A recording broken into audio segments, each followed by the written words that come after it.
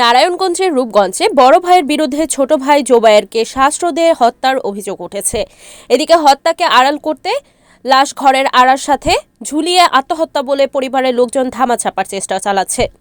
বৃহস্পতিবার বিকালে রূপগঞ্জের কায়েতপাড়া ইউনিয়নের খামারপাড়া এলাকায় এ ঘটনা ঘটে। নিহত জোবায়ের খামারপাড়া এলাকার রুবেল মিয়ার ছেলে।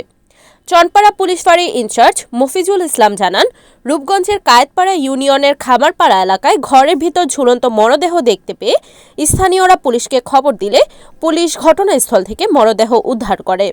স্থানীয়দের বরাত দিয়ে পুলিশ আরও জানান, মাদকদ্রব্য সেবন করায় 2 মাস আগে জোবায়েরকে তার পিতা রুবেল পুলিশে দেয়। 1 মাস পূর্বে তার স্ত্রী তাকে জামিনে বের করে নিয়ে আসে। এরপর পুনরায় সে নেশায় আসক্ত হয়ে পড়ে, এমনকি তার স্ত্রীকেও মারধর করে বাপের বাড়ি পাঠিয়ে দেয়।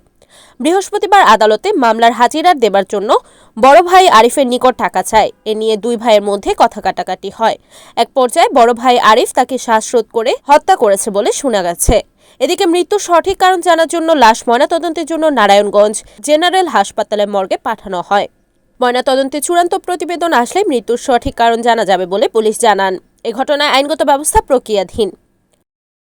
রিপোর্ট গোলাম মুস্তফা সাগর, NAN TV, নারায়ণগঞ্জ।